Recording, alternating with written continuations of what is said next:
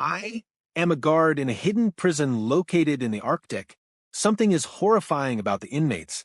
I was a correctional officer at a supermax prison. It was near Florence, Colorado. I stayed as an employee there for a half-decade. I saw almost everything you can imagine. Escape attempts, stabbings, and riots. Also, sharp weaponry that was hidden in places you would rather not visualize. These are only some of the more unpleasant occurrences I have dealt with in the past. I am currently writing this on encrypted Wi-Fi from an undisclosed but safe location.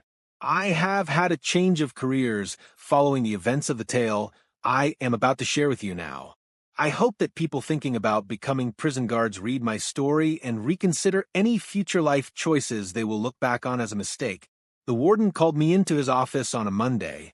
During the entire walk there down the hallways, I thought of the trouble I could be in. "Shut the door," he said as he looked up at me from his desk after I entered. Those words sealed it in my mind. How much hot water I was in for some sort of infraction I was not aware of yet. Bureaucratic micromanaging and constant procedural changes were nothing new to me.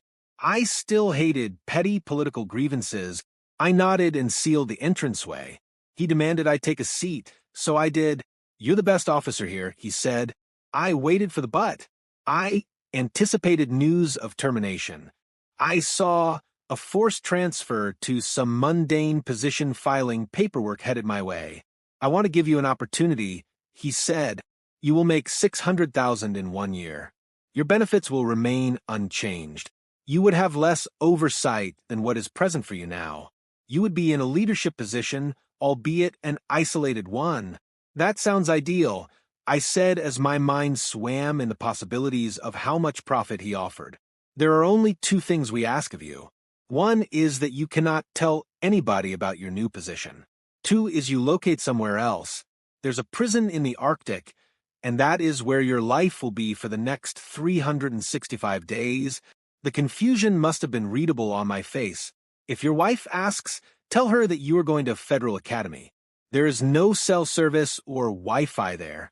Any contact you make with her must be through snail mail.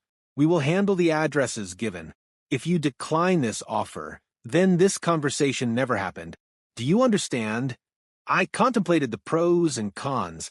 Before I became law enforcement, I was a bodyguard. I was gone from the house for extended periods. Even though it would be time with the wife lost, the fortune would help both of us. I agreed. Asterisk, the prison facility was a large compound, not much bigger than the place I had patrolled before. A few things jumped out at me when I first laid eyes on the populace there. They all had wounds on their faces, and they spoke a strange guttural language I was unfamiliar with. Why do they talk in such a bizarre tongue? I asked myself as I would walk down the blocks. Asterisk, the new warden I worked under had the last name of Buckley.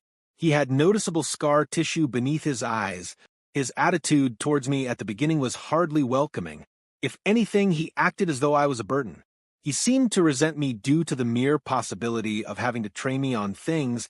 One evening, Buckley ordered me to do a cell extraction. Christopher Aluko was the name of the inmate we had to deal with.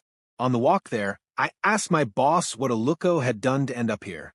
"I'm not allowed to tell you what these scumbags have accomplished to wind up here," Buckley said. "He started his career in crime by cannibalizing his sister, though. Tonight, our only goal is to get him moved to the hole. He's proven himself to be way too dangerous to share a space with anyone,